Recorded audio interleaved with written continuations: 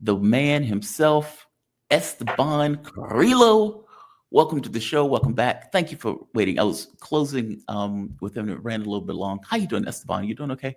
Hey, Jamarl, I'm doing great, and hello to everyone who's joining us. And don't worry about it. I'm ready here. Absolutely. So Esteban Carrillo, he's an Ecuadorian-based Ecuadorian journalist, currently writing for The Cradle, previously with Tele Sur English. Um, Esteban, I have to hit something with you in order to get some understanding of this. For sure. So the Druze, Israel bombed al-Jilani's, the jihadis, the jihadis with a makeover. They had Yeah. chopper with a makeover. Bombed the presidential capital or close to the presidential capital in Syria.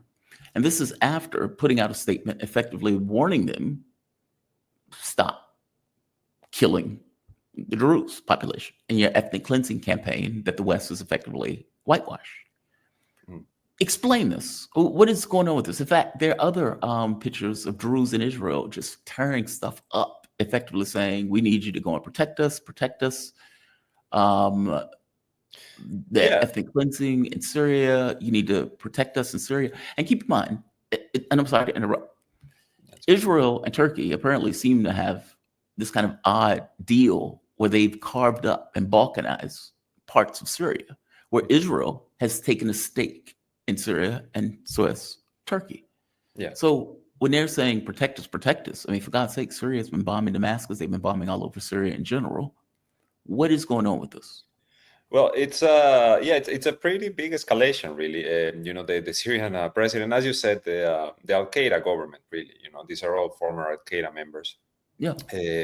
Put out a statement calling it an escalation. I don't think there's going to be really a response from this Syrian army to Israel, because Israel has already taken control of about 500 square kilometers of southern Syria, and there's been absolutely no movement from Damascus to do anything about this. Now they bomb, meters away from his house, from Ahmed al-Shara's house, and they just put out a statement saying, oh, don't escalate, because I don't know. I don't know what's at the end of that sentence. But Well, in any he case, never. what's happening, it's, as you said, there's been heavy clashes between the Druze, this ethno-religious community in the south of Syria, present in the region, right? They are present in Israel, in occupied Palestine. They're present in Lebanon as well. Mhm. They have the Druze and the Israelis. They seem to get along well together, and particularly in Syria, in southern Syria, and in Israel as well, in the occupied Golan Heights as well. So the Al Qaeda army in Syria has been essentially killing them, right? In a bit of a similar situation as what happened in the coastal towns. Now, remember at the beginning of March, the Syrian government forces started killing and Alawites, another ethno-religious group from Syria, who have, according to Western media, they have ties to the government of Bashar al-Assad, just because Bashar al-Assad is himself an Alawite. So under that excuse, they whitewashed these crimes. They killed hundreds of families. They kidnapped dozens of young women who have been taken as sex slaves in Idlib, where Sharak cut his teeth. Governing, I guess. And now there's something similar is happening with the Druze, because the Druze, of course, are unhappy having these ISIS members, former ISIS members, former Al Qaeda members, who still wear the ISIS patch, who still, call for a caliphate and for the implementation of Sharia law and etc.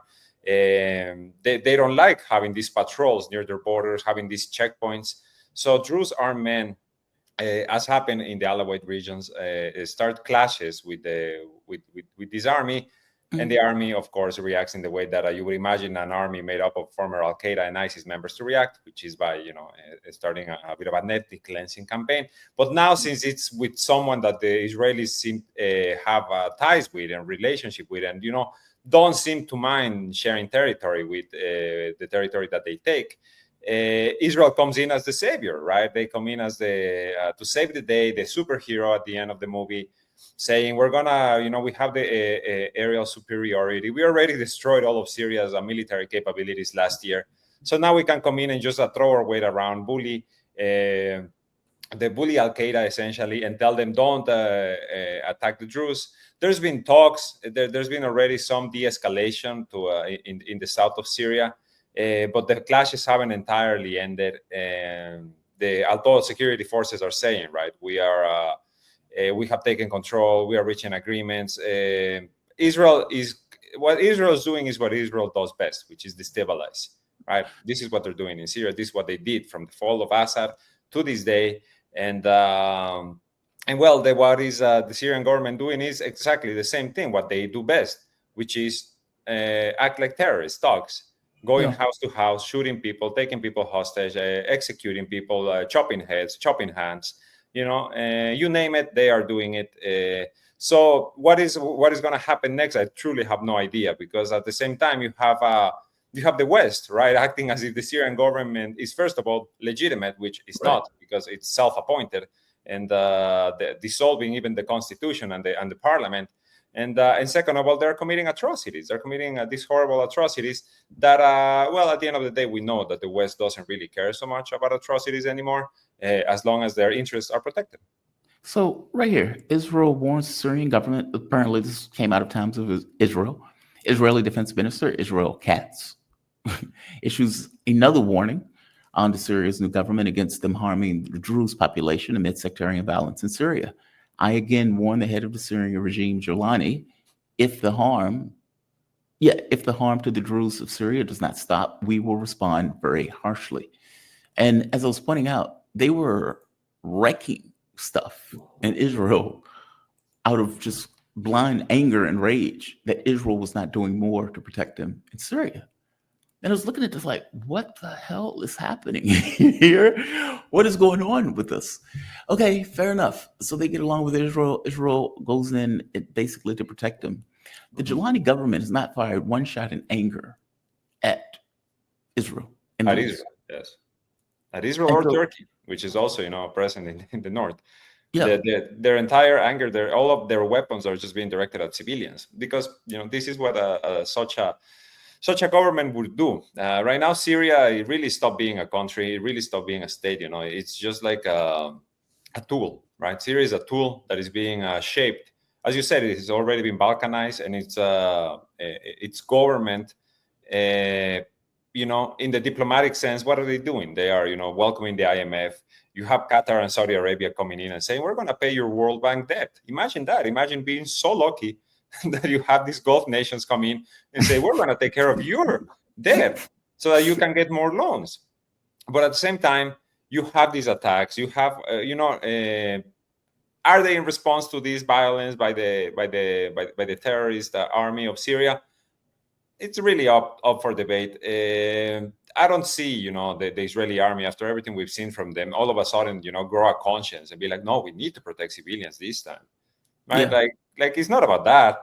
It's about throwing their weight around, and it's about consolidating their control of southern Syria, including the southern communities. Now, remember, just a few months ago, I believe it was Israel Katz himself who said, we are not going to allow any armed presence south of Damascus, right? Not in the south of Syria, south of the capital, Damascus, where one of these neighborhoods where the clashes with the Druze have been taking place, Jaramana. So what does that mean, right, in practical terms? When you're a state and a different state comes in and says, you and your army and your armed forces cannot even step south of the capital, right? What is that if not occupation? And what is that if not land theft, right? Because it is what it is. That's what Israel is doing. So they want that entire region because, as we have discussed with you before, Israel does not want peace. Israel wants to expand its territory, right? And they have already managed to dismantle Hezbollah in Lebanon for the most part. They have already managed to essentially, with the help of Turkey and the Gulf nations, to collapse Syria, right? To turn it into a terror state, to turn it into a tool for their own purposes. Egypt, Jordan, might as well not be there. They are like zero factors. So now they can just continue, their creeps towards their dream of greater Israel. And, at the same time, continuing to do what they're doing in Gaza, which included bombing a freedom flotilla this morning full of humanitarian workers. Yeah, I saw that. Israel has been dealing with fires. I think I put it, God got involved. I was watching all those trees go A up. huge fire. Yeah. Yeah, I mean, the fire just all over the place. Those videos were astonishing. I want to move to something else, though. I want to move to Iran for a bit because I want to get your take on something. And I've been asking many of the people who come on this very same thing because I'm very curious on points of view Hmm. because it's going to break one way or the other. And I want to get Yeah. people to put their point of view on video. So, all right, which one of these people were right? No, I'm partially joking. So I I have made this point that I've been cynical about the negotiations, but hopeful. Meaning, I'm hoping that my cynicism is not founded. Hmm. Um, but then you get a tweet like this coming out of Hegseth, who, mind you, this tweet is coming out specifically because Hegseth could not pacify the Houthis, and it is humiliating to him that he cannot do so. Even so much where a British strike force comes into the Red Sea in order to attack the Houthis also. Now, Donald Trump has been able to murder a lot of civilians, Yeah. but let's be very clear, they have been civilians. He's been bombing infrastructure, killing civilians. But it has been unclear at this point on whether or not, or how many actual fighters, or for that matter, assets they've been able to take down from the standpoint of the air defense. Houthis have been knocking out drones out of the sky left and right. I think it's been like 30. Recently, I think yesterday, they fired a hypersonic missile into Israel Hmm. itself, aiming at the base, which is showing a level of technological sophistication that seems to be increasing, not, over time, not Yeah. decreasing. So Exactly. Hegseth puts this tweet out to Iran, not to the Houthis, to Iran. We see your lethal support to the Houthis. We know exactly what you're doing. We know very well that the U.S. military is capable of. Basically, you know very well what the U.S. military is capable of, Hmm. which is ironic to me because this tweet is being driven by their inability to pacify the Houthis. And yet Exactly. he's saying, you know what the U.S. military is capable of. He said, you were warned, you will pay consequence at the time and place of our choosing. Okay, what the hell does that mean? That It sounds like they're going to hit Iran. it means, it's exactly what you said. Is this humiliation that they are facing at the hands of Ansar Allah, right, the Houthis, because how does a sandal wearing militia, right, a goat herders, as they like to refer to them, manage to do everything that they've been doing for over a year, more than a year now at this point, and the United States Navy with 2 aircraft carriers in the Red Sea at this moment, right? Because throughout the past year there were more ships in the Red Sea trying to do what Hegseth has failed in doing, just like Lloyd Austin failed to do last year. Under Joe Biden, that's And that right. is Oh, declared. that's right. That's Yeah, so it true. hasn't changed, and because the strategy hasn't changed, I mean, because we already know that this strategy is not going to work. But as Hexet says in his tweets, you know what the U.S. Army is capable of? Yeah, burning money. At an alarming rate. They are very capable of doing that, and that's exactly what they're doing. Look at what happened. When they lost this F-18 just by dropping it into the sea. Why? Because they were trying to avoid an attack from Yemen. It's not just like Butterfingers. They dropped a plane into the sea. They were maneuvering to avoid attacks because these attacks come at a moment's notice. And I think one very important thing, and something you already mentioned, is that the amount of drones that they've been shooting down Yemen. They've shot down around 25, I think, so far, Mhm. and that's a huge issue for the U.S. Not money-wise, as we said, the money is never really going to stop flowing, but in reconnaissance terms, in getting the intelligence that they need, right? Because they claim that they have, killed however many Ansar Allah leaders as they want to say. The reality is different. They really haven't. They haven't managed. They managed to target a few mid-level commanders, but they cannot get enough intelligence to actually know where to bomb so that they can destroy the missiles, so that they can destroy the leadership, so that they can destroy the launchers. Why? Because Yemen and their air defenses are shockingly advanced. Exactly. This is exactly what I'm referring to. This article. I'm glad you mentioned this. So I'll just read. I'm sorry to interrupt. I'll just read this. Houthis air defenses have been hindering the U.S. ability to move into phase 2 of the operation, according to reports from CNN just today, citing unnamed U.S. officials. Quote, the U.S. was hoping to achieve air superiority over Yemen in 30 days, officials said, and degrade Houthi air defense systems enough to begin a new phase focusing on ramping up intelligence, reconnaissance, and surveillance of senior Houthi leaders in order to target and murder them. And they have not been able to. Exactly, because they keep shooting down their drones, which are there to collect intelligence. And that's truly fascinating to me. Like, honestly, to me, that's such an interesting thing, because Yemen is very quickly becoming the United States' next Vietnam. Yeah. What is the answer going to be? And I think, because we've heard rumblings that they want to reactivate the civil war, that they want to activate these, Al-Qaeda in the Arabian Peninsula, or all of these UAE, Saudi-backed militias that are still present in southern Yemen, to essentially march, right, on the territories that are controlled by Ansar Allah. That's not going to go well. It didn't go well when Ansar Allah was weaker than it is before. It didn't go well when the war started between 2015 and 2022, when Saudi Arabia reached, essentially saw itself forced to reach an agreement with Sana'a because they couldn't handle the attacks. And they weren't making any gains after 7 years of war. It's so interesting because when this war starts, the Saudi defense minister says, standing next to Obama at the Rose Garden, this war is going to last 2 weeks. And now we have the CNN reporting, which is they say, we wanted to reach air superiority in 30 days. To them, Yemen continues to be this backwards military that they can simply come in and conquer. And Yemen keeps proving them wrong. They've been proving them wrong since 2015, when they didn't have the capabilities that they have today.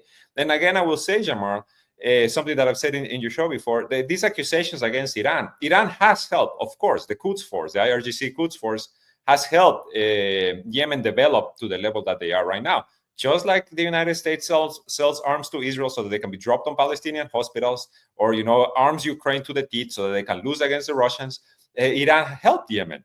But at this point in the war, after a year of siege, you really must be a bit foolish to believe that Iran is managing to still pump weapons into Yemen. From where? There.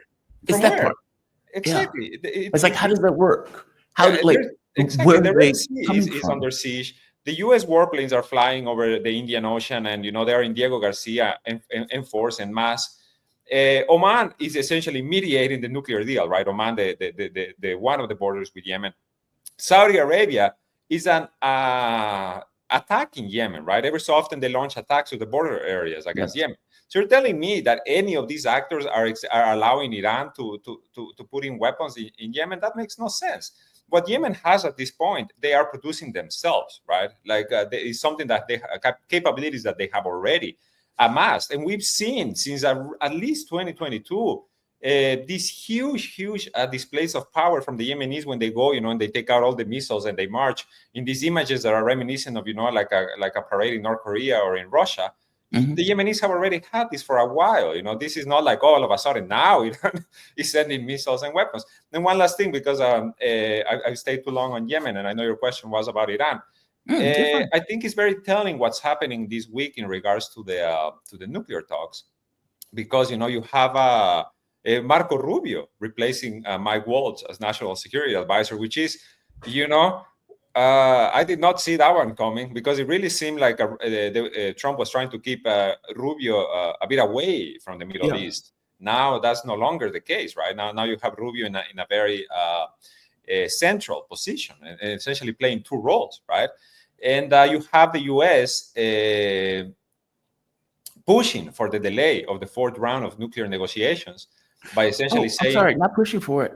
It's already been delayed. I mean, according to Reuters says a source who made with Matter told Reuters that the United States had never even confirmed its participation in the fourth round of talks. So that's weird, because on Saturday, after the third round of talks, I remember clearly the U.S. was... they don't often give out statements after the talks, but on Saturday they did, and they talk about progress, and they talk about this is, a positive thing. And the Iranians said the same thing, and they said, the Omanis are going to announce when the next round is. They announced it. They announced it for this Saturday. Then Iran comes out and says we're going to meet with the E3 group of nations, which is Germany, France, and the UK, who are also signatories to the previous nuclear deal. We're going to meet them with them. We're going to meet with them in France the day before the talks in Rome, and then all of a sudden, the US comes out and says, "Whoa, we didn't agree to a fourth round," which is strange, right? Because it's a fourth round. We're not talking about the second round. We're talking about the fourth one. Like technical teams have already met and started working on a framework. And now, more interesting than even all of this is these news that are coming out. I started seeing them this morning that are talking about the terms of the deal, of the nuclear deal. And they describe it as essentially the same as the 2015 Joint Comprehensive Plan of Action. And that also is a dodgy, is weird to me, because the Iranians have said very clearly that deal is in the past, is done. Right. We are going to form a new deal. Right. And now you have Rubio talking about you need to walk away from the your long-range missile program. You need to walk away from Iranian enrichment, essentially saying, hey, Iran, you know your red lines? We're going to cross them. And we're going to cross them publicly. Okay, so you're cynical about this too. I mean, because my take is, okay, you got some maximalist demands that you knew they weren't going to accept. And under this guise of, okay, we're negotiating, we did all the negotiations that we could. We tried, when in reality, you hit the red lines right off the bat. Exactly. Enrichment. Iran said very clearly, we're not giving up our nuclear enrichment. This is not going to be a Libyan model. We are keeping our enrichment. We may lower it. We will allow you to inspect it, but we're not getting rid of it. And Rubio pipes out, they need to get rid of all of it. And what's wild about it, talking about the negotiations. So Arghachi, Iranian foreign minister, I just call him that. He comes out with a tweet trying to be very face-saving and says, together with Omani and U.S. interlocutors, we have decided to postpone the fourth round of talks for logical and technical reasons. Mm-hmm. No, you didn't. No, you didn't. I know why you put this tweet out. I get it, right? Yeah, like he has to. Yeah, he doesn't want to seem like, okay, the talks are falling apart. Mm-hmm. The talks are falling apart. You guys have hit an impasse. They are asking you for something that you have clearly defined that you cannot give and that you will not give. And the U.S. point of view is, okay, well, we're going to now use the Houthis as a pretext. We're going to say we're going to block all oil trade and embargo any country that takes oil from Iran, which is a bit rich because that means you're embargoing China. And you have Hegseth putting out a drunken tweet saying that they're going to attack Iran at the time and place of their choosing. That's pretty astonishing.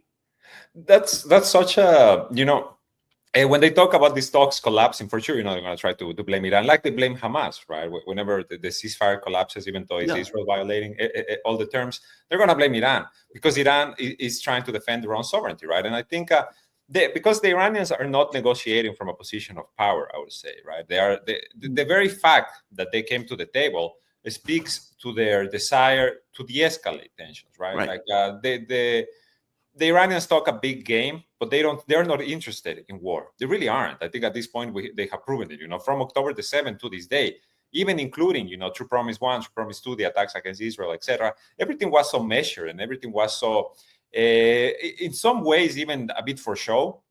That at this point, I think the fact that the Iranians came to the table shows that they want to reach a deal, and I don't think the United States wants to reach a deal, and maybe actors within the United States do, because I think obviously within this government, as in any government, there's going to be the sensible voices. There's going to be the people that say, hey, we are spending, we're burning through so much money and bombs against Yemen. What are we going to do against Iran, right? But then what this really speaks of at the end is the amount of power that the Israel lobby continues to have within this government. Because don't be mistaken, if the talks fall apart, it's because Israel has been trying to interfere with them from the very beginning. They've said it themselves that they are, when they're meeting with the US officials before any of these rounds of talks, they say that we are here to influence. We're here to influence these talks. And what is a bigger influence for a government like that of Benjamin Netanyahu than to see them collapse entirely, right? And I remember yesterday, you and me, we talked a bit about what was happening. And I told you, I think it's going to be Witkoff, because that's what they were saying. And if it's Stephen Witkoff, then I think, that shows that their seriousness, because Witkoff has been, at the very least in the Iran file and in even the discussions with Hamas, he has made shocking progress, I would say, in comparison to, the Biden government and the Right. previous Trump administration. Witkoff actually made progress and got them to sit at the table and, was respectful of their red lines. But then you replace Mike Waltz with Marco Rubio, the biggest war hawk since John Bolton was at the White House, and you start making these threats, and you walk away from the talks, and then where is the seriousness, right? That they That were looks talking weird, about. right? Where's the progress that was being made, and the sanctions? Remember, Trump just yesterday comes Yep. out and says we're going to sanction everyone who deals with Iran, right? Like anybody who deals with Iran at this point, buys oil from Iran, is open to secondary sanctions. That's not negotiation, right? You don't negotiate at the end of a gun. You don't negotiate at gunpoint. That's not it. It's blackmail. It's extortion. It's the same situation that Israel has been doing with Hamas, but now in a different sphere. Well, I guess that's kind of gets my point. Like, what was in his mind? Like I said, I've been cynical, but I've been hopeful because Witkoff did come across as a realist. Mm-hmm. But if you notice, Witkoff liked that tweet by Hegseth. Like he shared it, if I'm not mistaken. Yeah, he reposted. What is the strategy then? Yeah. Oh my, yes, yeah, Steve you're Witkoff right. reposted that tweet. And also, when Steve Witkoff came back and was talking about the negotiations, if you notice, initially it sounded like he was sounding very similar. Okay, we need to get 3.36%. We need to make sure they don't get a weapon. We need blah blah blah. He gets attacked, and the position changes to be more maximalist. And then the next person who speaks is Rubio, and Rubio is like, they need to get rid of all their centrifuges, full stop. And that becomes the policy position going forward. All of it needs to go, which, I don't know who's in Trump's ear. I don't know if they're telling Trump, hey, we can really get so-and-so, or you need to get so-and-so. I don't know what it was, but something changed in regard to the rhetoric that was coming out of the Trump administration on this issue. Mm-hmm. It's one thing if you send Witkoff and you tell him, get me a deal. It's another thing if you say, you must get rid of all the centrifuges, and that's a position that you need to take.